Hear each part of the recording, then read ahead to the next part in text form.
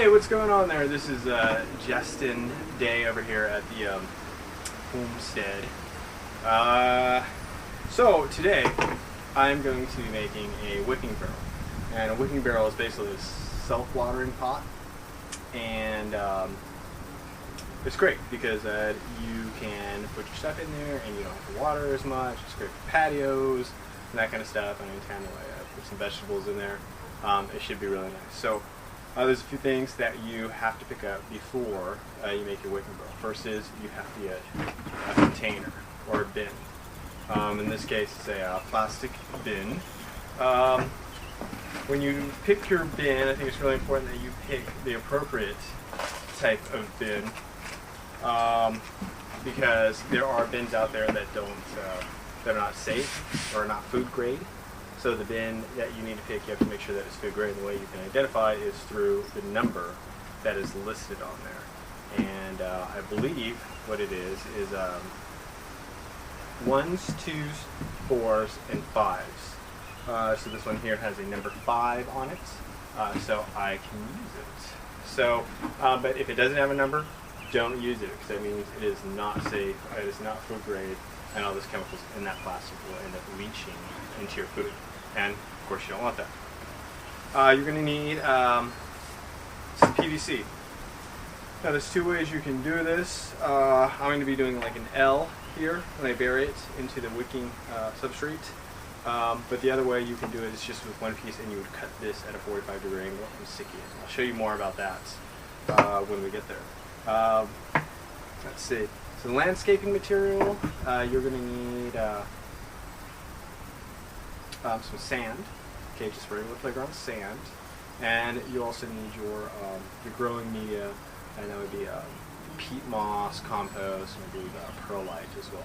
And we'll talk about that more in detail when we get to that part of the video. So let's go ahead and get started, shall we? Alright, so for the wicking bin that I'm making, I'm going to be using this as the pipe that I'm going to bury working now. Like I said before, if you wanted to not have to deal with this part and you wanted to cut this part at a 45-degree angle and just stick it in the sand at the bottom, I totally would not say anything bad about you, because it'll probably make things a little bit easier. I just want to, I don't know, sometimes I have a tendency to overbuild things. But if you do decide to do the L, and I believe it would probably distribute the water a little more evenly through the sand. So there's merit to it. You're going to have to glue your PVC. Now with PVC, you have to start off with a primer. They're usually sold in kits, the purple can, and then the glue. So the first thing you want to do is prime your PVC. Okay, which is what I'm doing here.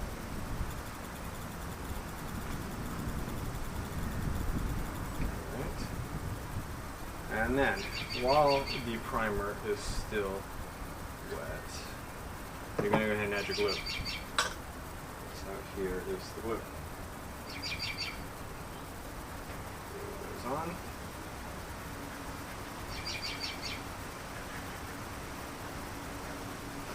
And see, and once you put that on there, it's not going anywhere because it is glued. And we'll go ahead and put the fill-in pipe as well. Now, when you make your fill-in pipe, okay, you want to make sure that it is taller than your bin, so it sticks out, because this is where you're going to be putting the water. So whatever size bin you have, make sure that you leave a certain amount, how many inches you wish, so that you can easily water or put the hose in there, or the watering can, whatever, okay? I didn't give any exact measurements on the pipes, because everybody's bin is going to be different. So what you have available to you, bin-wise size, is not going to be the same as what I have. So doesn't have to be perfect. Just go ahead and just make it. Gotta do the cap here real quick.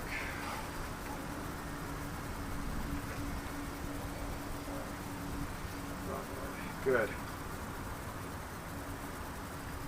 You guys gotta understand, this is actually, this is my first time doing this with you, so I'm new add it as well. Okay. And actually, I checked up on PVC because I was a little worried about if it was safe, if it would leach any BPAs or chemicals, and it turns out that PVC is for the most part really safe. The only time that it will have problems is if you burn it or when you're manufacturing it. So as long as you're not doing either of those, you should be fine. You will be fine, from what I read. But you decide what you want. If you want to use a different type of hose that is not PVC, then that's fine. That's up to you. Okay, so that is that right there. Now, for the next part here. What I'm going to do, I'm going to drill a couple holes here at the top, just so that way I can secure my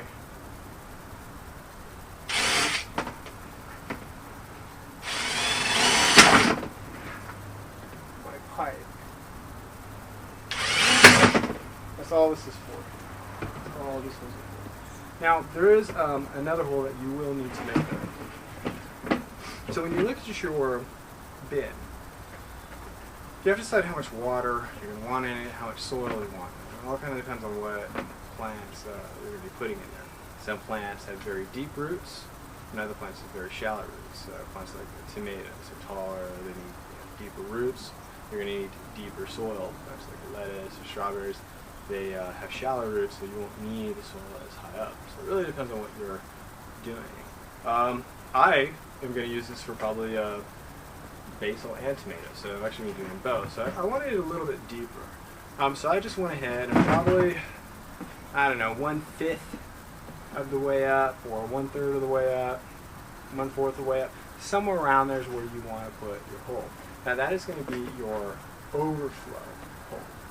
So when this fills up with water, that, all right, you want to make sure that it doesn't flood, drowning your plants. So you want the excess water to find a way out. You only want water to stay so far up it. Okay. And then what I'm going to do here, I have some zip ties. I'm just going to go ahead and zip tie this pipe in place. Now if you don't have zip ties, that's totally fine. You can use twine or string or whatever you got, and that would work great as well too. So I wouldn't worry about it too much if you don't have zip ties, okay? So now that I got this part assembled and I have my overflow valve, pipe, overflow valve, anything else? Hold it. We can go to filling this thing. All right, so watch this. All right, here. So now remember the pipe I had. So what I'm going to do here is I'm going to put some landscape fabric over this pipe. And the reason why I'm doing that is just so that way if any roots do infiltrate into the sandy bottom or the reservoir, I don't want them going into the pipe. And I also just want to keep the pipe clean so the drainage is good on it. So I'm going to go ahead and put some landscape fabric over it. Now I'm doing this because this is what I have. So, but if you don't have landscape fabric, don't worry about it. Just go ahead and do it anyways, and you'll probably be fine. I mean, I'm just doing this because I have it. I think it's probably not even necessary, but I'm just going to do it, whatever. Be safe. Alright, there we go. And then on this one as well, too. This side.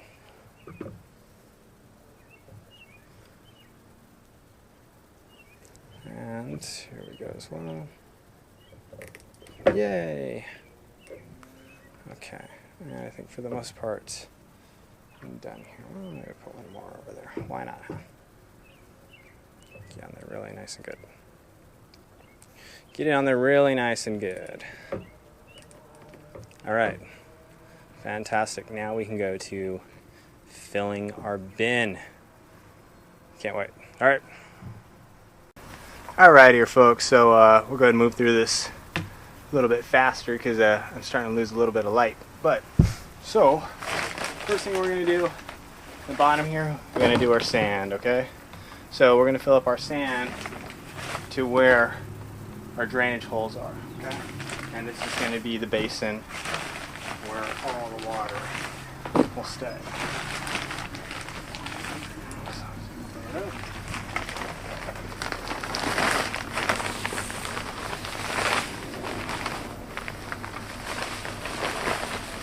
Let's see, where are we at now? Pretty close to those drainage holes, I think.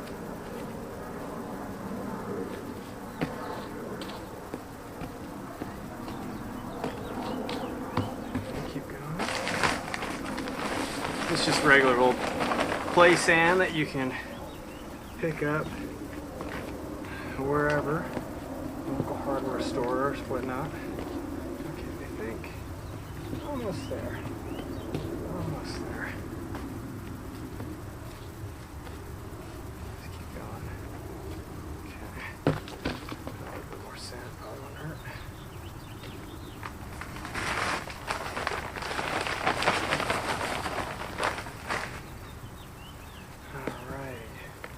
I think we are where we need to be.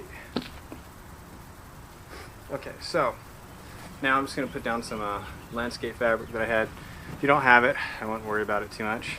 You can just go straight to the mulch portion, which I'm going to be hitting up pretty soon here. Like this. As good as possible. Okay, there we go.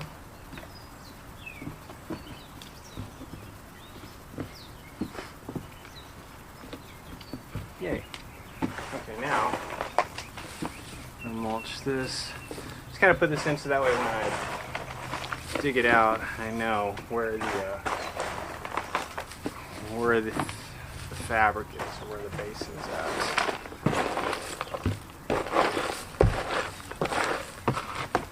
And I gotta give it up because there's one guy on YouTube, his name's Backyard Rob or something like that. He's in New Zealand or Australia, somewhere around there. And kind of got this idea from him and then changed it around. He's got a great instructional video too, so if there's anything for some reason that I don't cover, go to him. But there's a lot of people out there, you know, with tutorials on how to make wicking barrels. So get a little messy here, get this out. Okay, I think that's about as good as it's gonna get. So now, this part here, from here on above, is where the water, where the plants are gonna grow. And what's gonna happen is, as the soil draws out, or as the plants use the water will be drawn up from the basin to where the planting media is at, though. So let's talk about planting media. Just regular old soil from the ground is not gonna work for you, I'm afraid. So you're gonna have to get some decent dirt, or soil, not dirt, sorry. So anyways, I have this kind of black topsoil stuff.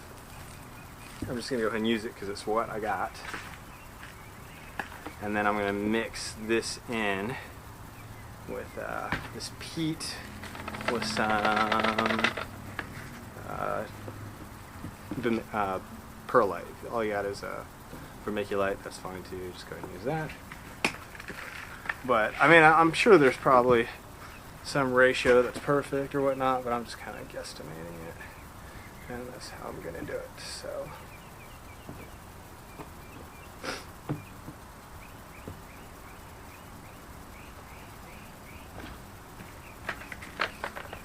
Let's keep that in there.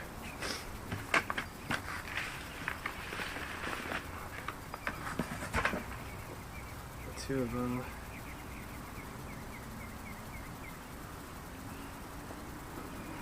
we go. Mix it all up, get it nice and fluffy. And I mean, I wish that I had. I know that peat is not a renewable resource, and I try to really limit how much that I use it to only when I just need it. Unfortunately, there's not an area around here I could find easily that sold a coconut core, which I think is a really great material, but unfortunately it's expensive too. So if I can find a place to get that, or if you know any place where they sell it cheap, I'll be very happy to put that in the comments area. I'd like to get myself some good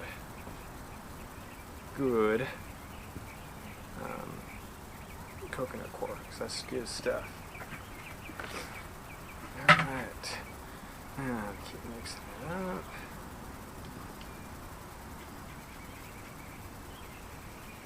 I think this is looking pretty lovely. I like it. Alright, so and then what I think I'm going to do is I'll probably just cut this black down a little bit. I'll just tuck it in like that.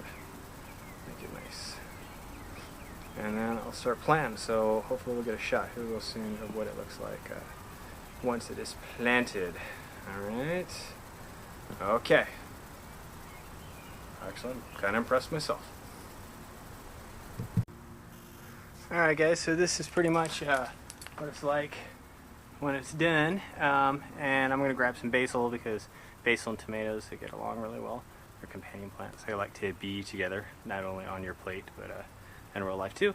And then you'll definitely want to mulch this with some wood chips or leaves or compost, whatever you got though. So, what I also did is I went to my compost pile, I mixed a little compost in here, some Epsom salts, and also some lime as well too though. So just give it a little more nutrients, and I think that'll really help them out. So anyways, that's what I did, and that is a wicking barrel for you guys. So hopefully you got a lot out of this, and just when you fill it, put your hose in there and you're going to fill it until water comes out the draining holes on the side, and then you know that you filled it to the proper amount. And you know, you can just go ahead and check where it's at periodically. I'm also going to go ahead and take a stick, so you can take a stick, keep a kind of a smaller diameter stick in there, and you can pull it out like a dipstick in your car to find out exactly where your water's at as well too though. So I'll probably do that as well. But other than that, that is it. So thank you very much folks, and you have a wonderful day. Thank you for watching, and if you enjoy my video, please leave a like or a comment. Happy gardening. Bye.